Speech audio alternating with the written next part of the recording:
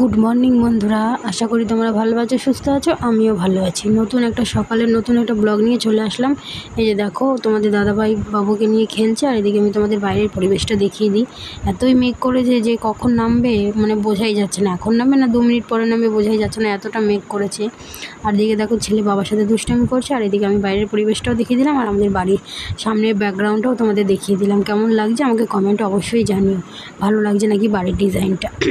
ওটা হলো আমাদের নতুন ঘর, আর পুরোনো ঘরটাও সাইড দিয়ে দেখা যায়। আমি পুরোটা দেখাই না, বা পুরোটা দেখাও যাবে না, কারণ ওটা সামনের যেটুকু মানে একটু যা ছিল ভেঙে দিয়েছে। এখন শুধু বারান্দাটা ভেঙে দিয়েছে, এখন শুধু ঘরটাই আছে। তাও আর একটা বারান্দা আছে, কিন্তু এই বারান্দা আর একটা বারান্দা ছিল, দুদিকে বারান্দা ছিল, একদিকে ভেঙে দিয়েছে আর একদিকে আছে।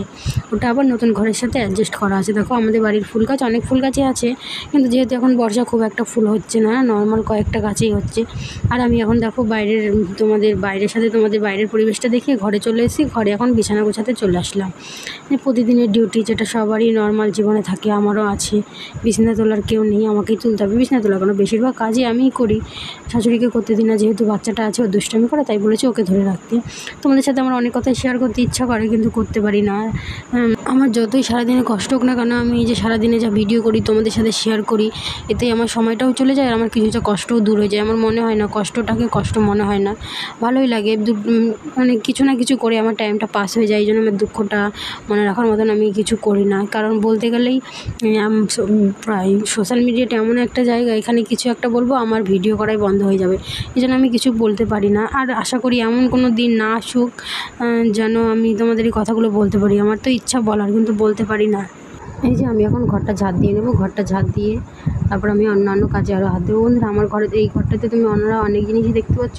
এই ঘরের কিছু জিনিস তোমার বাইরে চলে যাবে, বারান্দায় রান্নাঘরটাতে তোমাদের দাদাভাই করে দিয়েছে। এখন ওটা ভালোভাবে ঠিক করা হয়নি, কারণ এখনও তোমার নতুন ঘরের দেওয়ালের সাইডে তো রান্নাঘর করেছে, ওই জায়গাটা পুট্টি করে দেওয়ার কথা, নয় তো ভালো লাগবে না দেখতে। আর আমি তো ওখানে কিছু ভিডিও করব, রান্নার ভিডিও করার ইচ্ছা আছে, দেখা যাক কী হয়।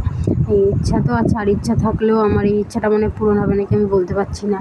দেখা যাক, শুনেছি তো সবাই বলে তো ইচ্ছা থাকলে সম্ভব, দেখা যাক কী হয়। তাই ওই জায়গাটা পুট্টি করার কথা, পুট্টি করে নিই, তারপরে আমি ওই ঘরের কিছু জিনিস আর বাইরে নিয়ে যাবো। আর এই ঘরটাকে চেঞ্জ করার ইচ্ছা আছে। আজকে প্রায় বিয়ে হয়েছে 4 বছর, কিছুই এদিক থেকে ওদিক নড়াতে পারিনি, সরাতে পারিনি। ইচ্ছা আছে এবারে যখন দুটো জিনিস বাইরে যাবে, তাহলে এদিক থেকে ওদিকে নেবো। আর এই ঘরে কিছু জায়গায় উনুতে ধরে নিয়েছে, তাই জন্য জায়গাগুলো সরিয়ে সরিয়ে ঝাড় দিয়ে আবার ঠিক করে রাখবো। কিন্তু এক জায়গায় জিনিস অন্য জায়গায় নেবো ইচ্ছা আছে। তোমরা এখন তো দেখছো যেরকম আছে, এই ঘরটা এরকম থাকবে না। আমি যখন করব তোমাদেরকে দেখাবো, তোমরা আমার ভিডিও কন্টিনিউ দেখতে থাকবে। আর তোমাদের সবার কাছে আমার অনুরোধ রইল, তোমরা কেউ ভিডিওটা স্কিপ করে দেখবে না, সম্পূর্ণ দেখবে। আমার ভিডিও যারা দেখবে তারা আমাকে কমেন্ট করবে, আমিও তাদের পরিবারে গিয়ে তাদের সম্পূর্ণ ভিডিওগুলো দেখে আসবো। এই যে দেখো, আমার সেই শখের রান্নাঘর। আমার অনেক দিনের ইচ্ছাই ছিল এরকম একটা রান্নাঘর হবে, যেখানে আমি একটু রান্নার ভিডিও শ্যুট করতে পারবো। ইচ্ছা ছিল, অনেক দিনের আশা, কিন্তু আমি ভাবতে পারিনি এটা এত তাড়াতাড়ি পূরণ হবে। আমি জানি যে হিংসা না করে, লোভ না করে, যদি মনের ইচ্ছা থাকে এমনি পাওয়া যায়। হিংসা করলে সবসময় সব জিনিস পাওয়া যায় না, কিন্তু এটা অনেকের বুঝতে চায় না যে হিংসা করে, লোভ করে কী লাভ।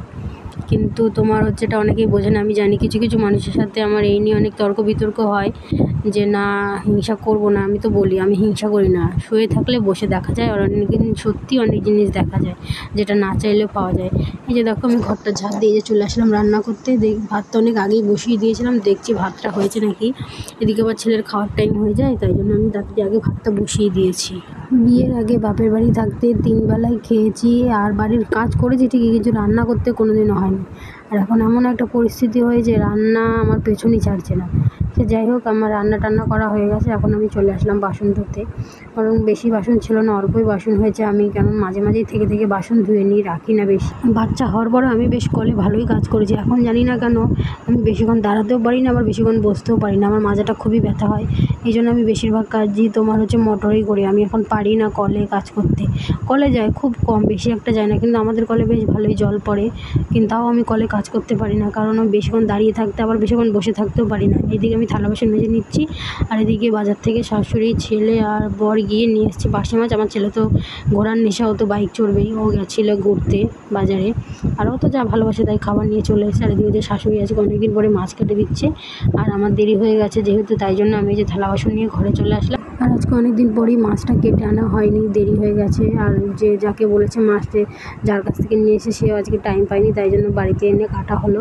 আর এদিকে আমি এখন রান্না করব তোমার হচ্ছে উচ্ছে কুমড়ো ভাজা আর পার্শে মাছ।